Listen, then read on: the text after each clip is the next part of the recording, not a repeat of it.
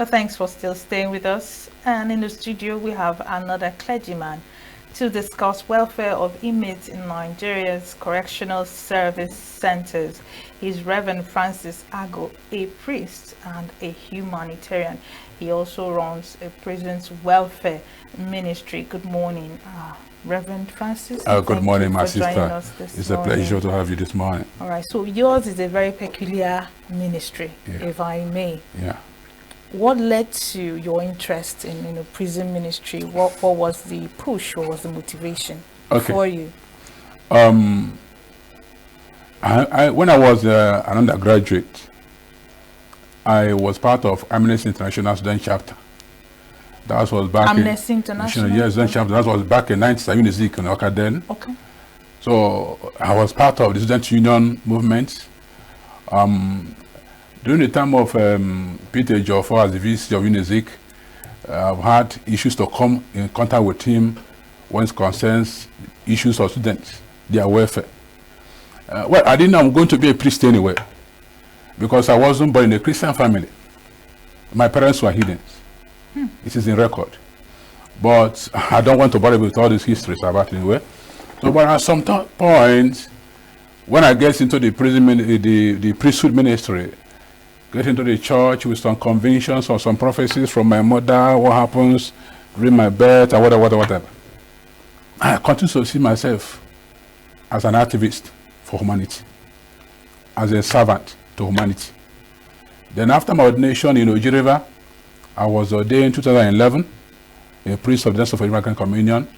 Then I saw the consent of the bishop to assist me now to go into the prison ministry as part of what I like doing. Then I was able now to see the inmates, look at them, get to their records, what brought them to the prisons. Some of them need mediation. Some of them were just minor issues, family matters. We'll get into it. I think from that 2011 till now, I've lived about many in charges at River prisons. This one will come and stay like 2-3 years, go on transfer, another person will come and they will still get me involved. So I've been part of it. Yes. All right, so given your experience, let's still talk about just Oji River before we move over to know other parts of All right. and the work that you have been doing to see how you can spread this initiative. All right. What are some of the experiences you say are the most unfortunate? Okay. For example, is it with the feeding? Good. Or is it with the judicial process? Somebody will be in a waiting trial for years unearned. And we do hear about some corrupt issues that go on behind the scene. Okay. Can you just tell us about some of these things? Now, the issue of their rights. Because prisoners do have rights. Yes, of course. It is in the Constitution. I'm not a lawyer, right? But I go to those things if which I can open my systems and then tell you where it is enshrined in the Constitution. They have rights. They are inmates. Many of them were not even prisoners because they have not even been convicted by the law. That is the issue now. So many of them were just there awaiting trial. And once one has not been tried, convicted by the law, you are not a prisoner. So I see that place as maybe a dumping ground for many of them. So those things are the things that challenges me. And when you look at what they are passing through, that somebody who has a little issue that could have mediated outside even the police, outside the court, is being abandoned in the prisons. It becomes a thing of don't worry. So, do you know that I have a case that I handled? A young man from Nnewi was kept in the prisons at Oji River, for example. The people of Nnewi from his own home community did the funeral ceremony without knowing that their brother is in the prisons. There was no way they could send there was no way they could trace where he is, the information. I'm even saying the prison no, look at it this way. The police will arrest those ones, maybe the way they do their own things, not following the judicial way of even identify where they come from, and they will put them under the police custody. And they will stay there for a little while. And sometimes the police authority will now fed up with that person staying.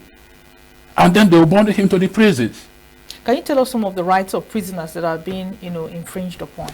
Now, the rights of the prisoners that are being infringed upon is that their welfare should be catered for. You mean their feeding? Yes, of course.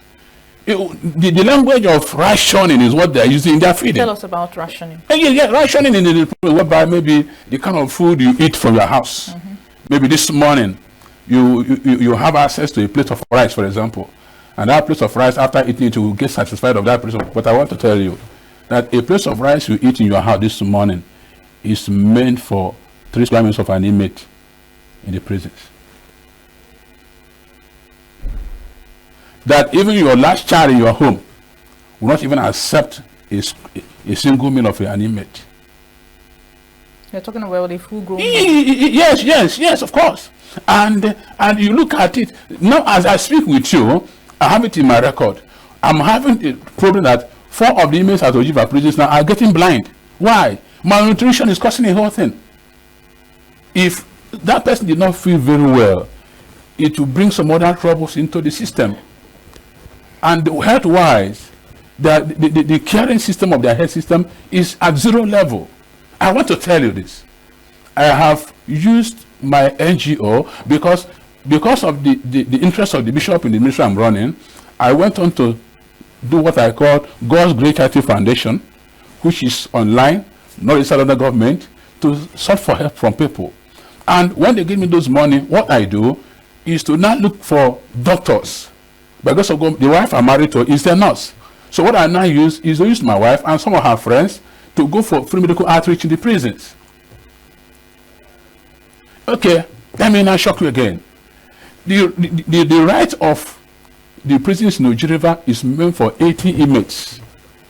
The structure, yes, the capacity, the structure. But today we have 140 something inmates.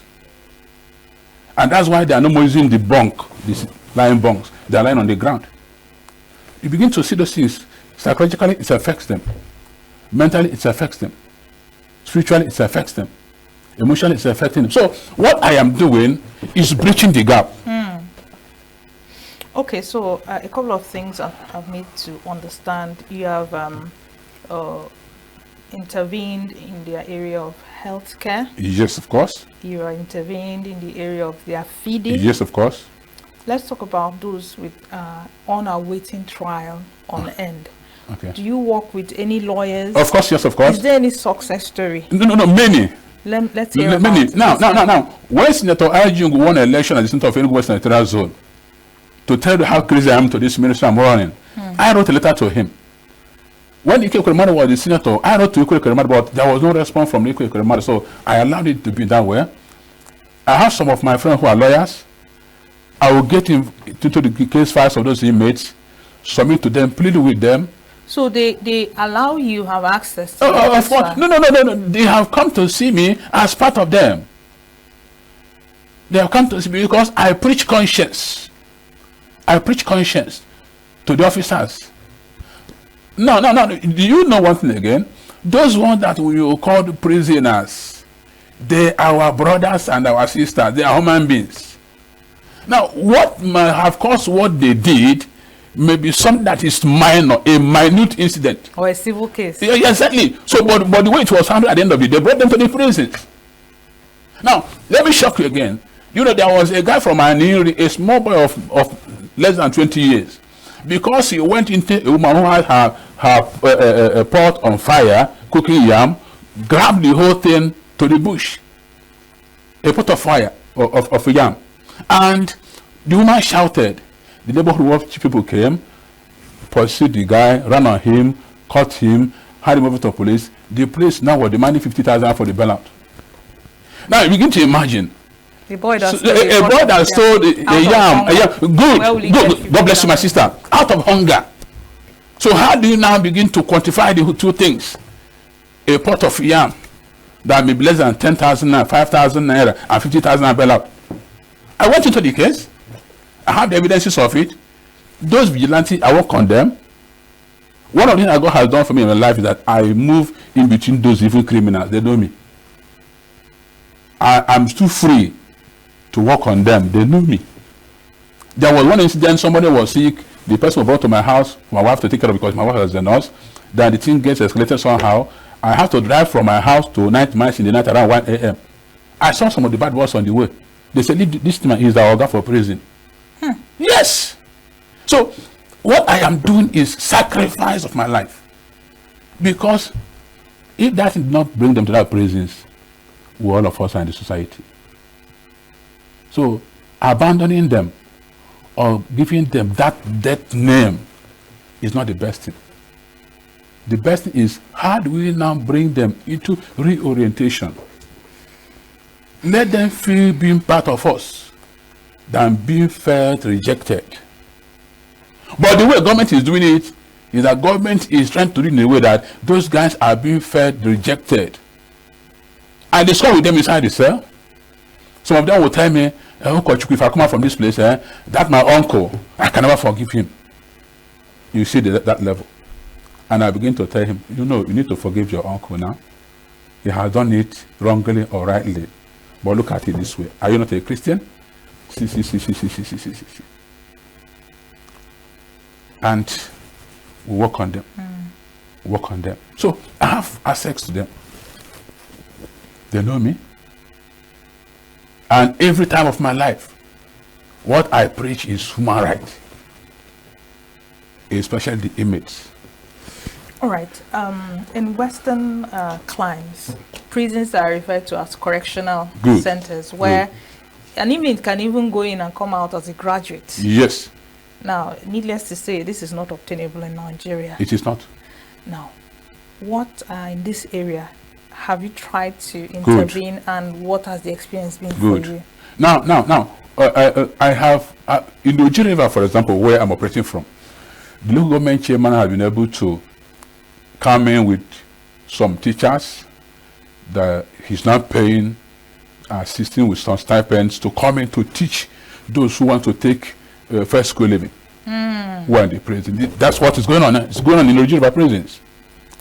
And we are looking at how do we now improve this, because you see one thing, my sister, any person who is a criminal is extra intelligent. Crime is a thing of intellectual ability. No novice will go into crime, because criminality has to go with brain exercise. Has to go to brain exercise. That is it. It's a brain exercise. So government should even do more to bring. Yes, we're listening. Government should do more to look at what these people are made up of. The stuffs. Talking about government. Yes. There's been in the news cases of judicial reforms. Okay. Have you been actively involved in any of those reforms? I think one of them was to cut down the length of our waiting trial inmates, to make sure that the trial, is expedited. Yes, of Tell course. us, have you been involved in any of Good. those? No. I still want to be using Oji River as Case study. a case study, right? Please, yes. No. Oji River, when they started the issue of this kidnapping and whatever, the magistrate and the judges in Oji River, they ran away, come up to Enugu. And Oji River prisons harbors the inmates from Aniri, Ogu, Oji River, Iziaga, and part of Udi. And if you come to Oji River prisons, 70% of the inmates are from Aniri and Ogu area. Now, the magistrate who is handling that of Ogu at Ndiabo, he now relocated to Enugu. You now begin to look at this in this way. Transportation, logistics to move them to Enugu. Logistics to move them to Ndiabo. If I go through my phone and my records, I will show you many a times I've on my own approached the magistrate, the judges, trying to discuss with them. Then we will come down to the prisons and look at the case files and pinpoint some cases and say, no, these ones can still be, given amnesty, looking at the content of their crime, not necessarily abandoning them here. And I wouldn't know about. There's one magistrate and a lawyer, a young guy who have been very passionate in what I'm doing. He will just look into those things and say, okay, Reverend, I'll give you a date. Can you bring this image to this? I say yes. Then what I would do, I will go back through the prison authorities, the correctional center authorities, through the parents or family members of those guys, then through my friends, will organize transport systems for them to come to Enugu. And many has gone through that way. Interesting. Are you getting, boy? Yes, yeah. yes. Now, are there systems or situations where an inmate probably enjoyed one of your initiatives and another that is still behind the walls of the prisons is saying, how can I access this? Is there a system through which they could write or petition? I know that the Ministry of Justice, they have state prosecutors that probably work via, pro bono services. Yes. Now, how can an inmate say to himself, I think I have a chance? Can I write to the Ministry of Justice? Okay. Or can I write to your organization? Good. Or maybe a relative? Can they, because from all you have been saying, it seems as if you're the one going actively to search out case files, to search out inmates. Can an inmate, voluntarily on his own? No. See, I do the process yes, by writing you or writing the Ministry of I do Justice. Organize what I call non-denominational service for them every Sunday's church from 8 to 9. Now, because I have other places I'm handling as a priest now, what I do, there are some Sundays when I come up, once it is 9 o'clock, I'll end up the service and we sit down. All of them who wants to see me, they will come out from the cell, from the detention point, and we'll be discussing. And, I see their feelings, see their yearnings, see their interest. Then, like I told you, I have some lawyers. What we will now do is to write through those lawyers to the Ministry of Justice. Good. All right? To the Ministry of Justice. But much of the times, it takes time for the Ministry of Justice to react. It takes time for them to react. The basic one that has been easy for me doing is mediating through the person who is the complainant. That's another route. So most of the times, the complainant gives me more landing space better. That when I approach to them, we will now discuss on what do you want? So that you can close the case. Exactly. What do you want now at this point? And because that they know me, they see me as a clergyman, so they don't demand. They say, okay, now because you're involved on this matter, that I don't want to say. I say, okay, please, can you come with me? Let's go to the court. Tell the court that you are not more interested on this matter.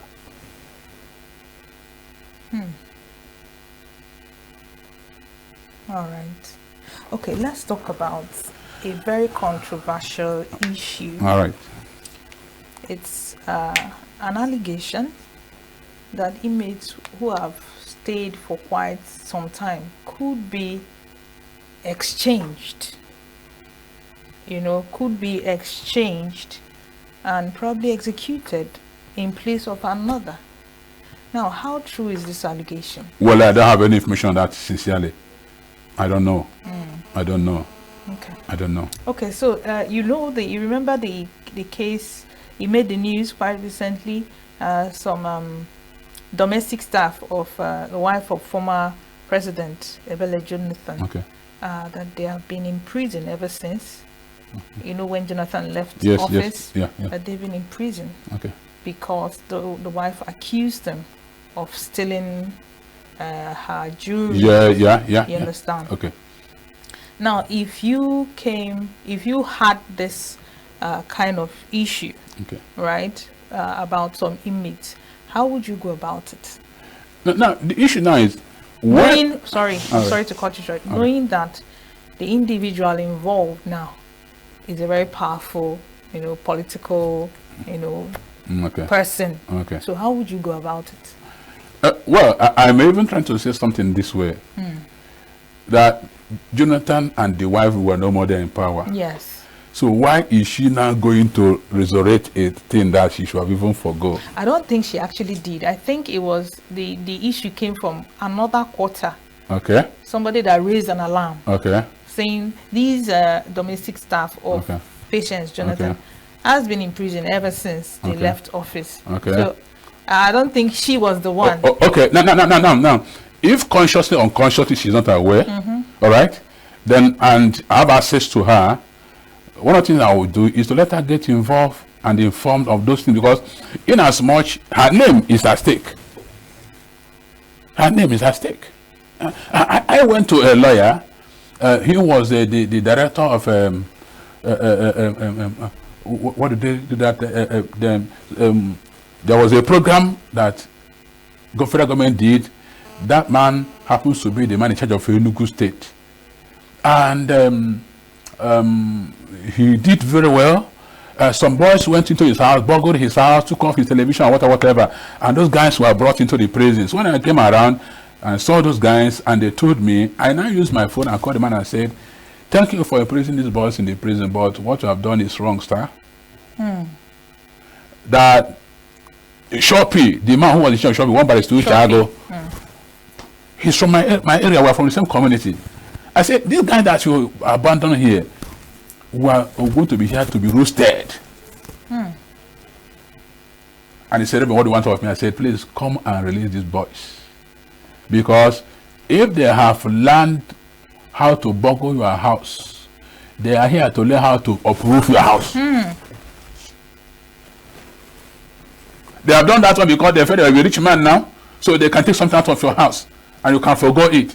Now you don't want to forget. You have given them a chance to learn a skill of coming back. But are you saying people should just be forgiven? When no, my sister. No, my sister. See. No, you look at the reformation system, not just forgiving like that, but the condition. Okay, do you know that now we call it correctional centers? I don't want to mention any prisons now or any correctional center now, but do you know that you don't have any single pin to learn skill in some of these correctional centers? No single pin. Now, when an inmate will be brought into the correctional center, then take the little what they take, sleeps off, wakes up, and the day continue running. He might spend 5-6 years. Maybe when he went there, he had no handwork. Now he's out again, no handwork. And older. And older. Now I have a case of the oldest man in Nigeria prison is from Ogo area. One of the cousins I contacted now asked me that what he required for me to do is to ask the man to give the order to sell one of his land so they can use it to pursue his case. But I said, no, I'm not interested. So what I'm now doing that the man who is behind the man's incarceration in the prisons, I've gotten his consent. We're just writing a letter to send to the court for the man to go. So, Reverend, what's the way forward? When people commit criminal activities, the way forward that. What's the way forward? Yes, we must have to bridge it in between. My friend Reverend, you interviewed before me. Yes. I had heard him say something. You see, even it is scriptural. The prophets and the leaders works in communion, in conformity. Some of our leaders has abandoned their duty. The family system is failing below 0%. Now let's go back to the status quo. Let's look around our family values. Where have we lost it to? Do the parents have time to go for their children again? A child of 6 years with his phone online. The father and the mother are just on their own. The housemaid is now in charge. What is the impact of the parents, the life of that child? He goes with that direction. So, the solution is going back to the family value, work on it, psyche reorientation. But Reverend, that's a long-term intervention. I mean, in the immediate. No. If you should talk about it, the immediate now, it's very. How do we handle? Then those whom we call our political leaders must come from the point that they should come down as servants. Because somebody who has only O-level result drives jeeps and runs around and blasts everybody and embarrasses anybody around him because he's a common counselor. How do you get to be a counselor? What do you know? You see the moral value of it? So in the interim, if we want to handle it, let us now begin to look at the capacity of individuals to go in different positions of leadership with the interest of service to the people. All right, Reverend, tell us about the expansion of your foundation, because prior to the interview we were having a talk and you said that the need has a reason for you to move beyond Oji River, yes, to other parts of Enugu and yes, possibly other parts of Nigeria. Yes. Is there a framework to that, or you just move as the Holy Spirit instructs? The framework of it that, thank God today we have prison chaplaincy as an organization, which I later come to know about it. And I contacted the leader in Enugu State, all right, and we've been talking, and you know, internet has made things easy. I've been trying to also connect some other interested persons in some other states who are into the prison chaplaincy, so that we can now know how to form a synergy to work with a common frame idea of this is our priority, this is our interest.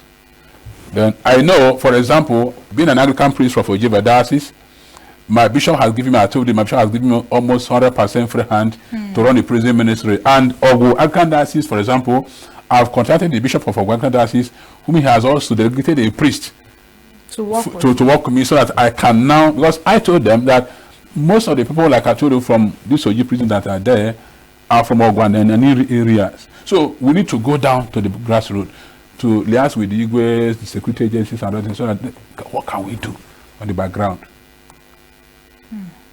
Because once it gets out of the community, goes into the place, goes to the court, the next thing is to prisons. All right, have you had any work with a female inmate? What has the experience been for you? Well, is it just male inmates? And I've not much worked in Enugu prisons. I've come in contact with some female inmates, and you know, what brought me to them was a case of connecting through their family members.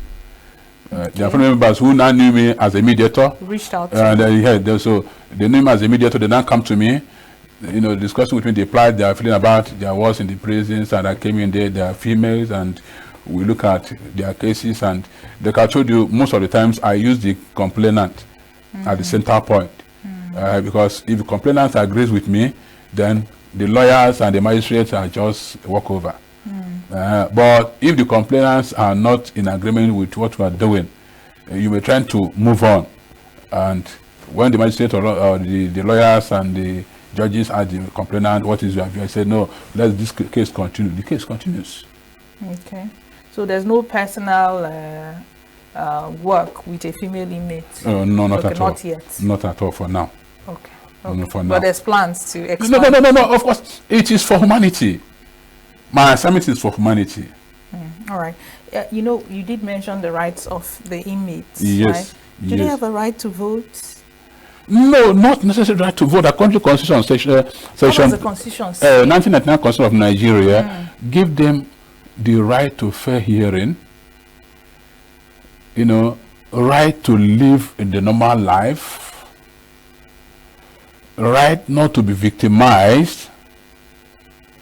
Because like I told you before, if you look at Indonesian history, you know, I watch it through the net that in Indonesia, they use even the inmate to develop the agricultural sector. You know, But where do you have our own here? Nowhere. Once you are an inmate, you are into that organized war. We call it a world after the world. So once you're into that world, like in Enugu, for example, here, before you can have access to an inmate in Enugu here, it used to be a terrible something. A lot of processes and protocols for you to get. But these are the persons who were there. People has to come for them. People need to come for them. They are not there to be abandoned.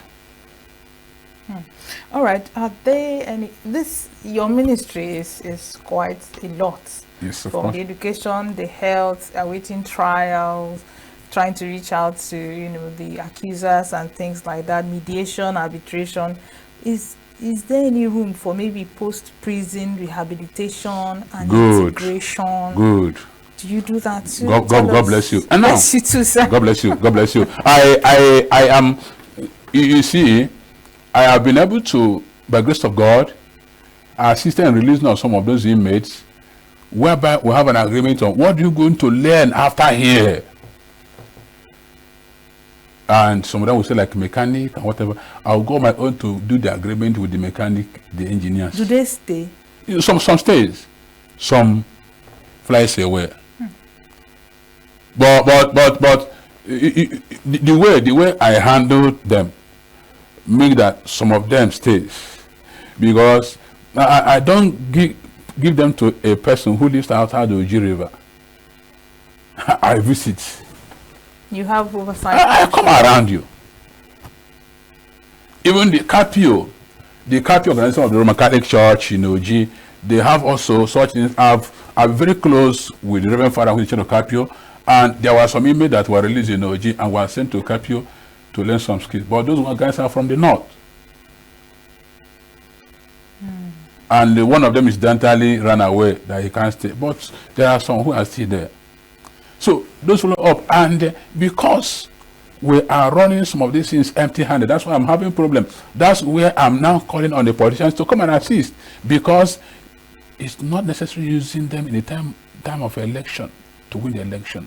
How do you mean use them? Yes, of course. But you say they don't have any right to vote. No. I mean those boys who becomes prisoners afterwards. Oh. Yes. Those boys we thought that they are nuisance in society. Instead of now our politicians to work on them, to create room for them, to now be reorganized in their mental frame, now they will be looking for opportunity to use them to carry ballot box and whatever. And at the end of the day, when they'll be arrested to be imprisoned, they'll just be there. No, I told you I go into them. One of them told me, I'm not going to mention him now, how he was paid and was used on election day, and after the whole thing, he was abandoned.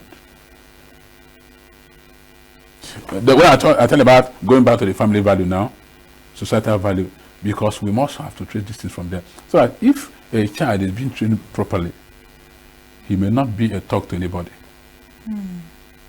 If a child is being followed up very well, nobody can convince him to go into those evil ideas. Absolutely, and that's a great way to end this interview. Train up a child in the way the child should go. That when they get old, they will not depart from it. The Bible said it. It will in the book of Proverbs, all right? Thank you. Yes, train a child the way they should grow. Much. God bless you. We've been talking about welfare of inmates in Nigerian Correctional Service Centers, and Reverend Francis Ago has been so gracious and so insightful. Thank you so much. God bless you, my sister. God bless you too. God bless. All right, New Day continues right after this break. Do stay with us.